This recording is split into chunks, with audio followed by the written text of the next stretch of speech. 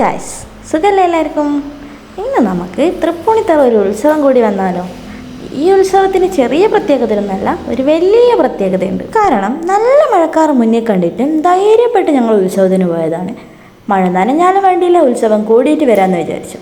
അപ്പോൾ പിന്നെ ഒന്നും നോക്കാണ്ട് നേരെ വണ്ടി കയറി തൃപ്പൂണിത്തറയ്ക്ക് വിട്ടു. ബസ് കയറുന്നവരെ മഴ ഞങ്ങളെ ചതിച്ചില്ല. പിന്നെയും കൂടെ നിൽക്കുന്നു പ്രതീക്ഷിച്ചു, അതവിടെ തെറ്റി.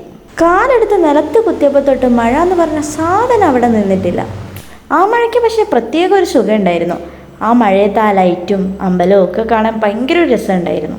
ഒരു സൈഡിൽ വിളക്കിങ്ങനെ കത്തുമ്പോൾ മറ്റേ സൈഡിൽ മഴ, അത് നല്ലൊരു രസമുള്ളൊരു കാഴ്ചയായിരുന്നു.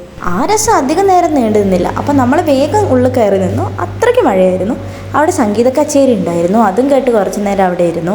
മഴയായാലും വെയിലായാലും കെട്ടി ഒരുങ്ങിപ്പോയാൽ പിന്നെ ഫോട്ടോ എടുക്കണ്ടേ. അവനെ കഷ്ടപ്പെട്ട് മഴയും കൊണ്ടൊരു ഫോട്ടോ എടുക്കുന്നതാണ്. മഴ കാരണം നമുക്ക് തൊഴാൻ പറ്റിയിട്ടുണ്ടായിരുന്നില്ല. അങ്ങനെ ഞങ്ങൾ വേഗം തന്നെ പുറത്തിറങ്ങി നേരെ വിട്ടത് പായസക്കടയിലേക്കായിരുന്നു.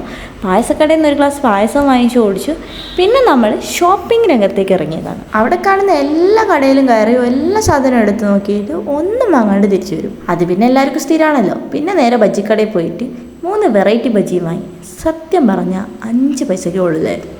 ബജ്ജിക്കടേൻ്റെ കുഴപ്പമില്ല, സംഭവം അവിടെ തണുത്തു പോയിണ്ടായി. പിന്നെയായിരുന്നു ശരിയായ പ്രതിഭാസം. മഴ എന്നൊന്നും പറഞ്ഞാൽ പോരെ, വെള്ളപ്പൊക്കം, അത്രേ ഉള്ളൂ.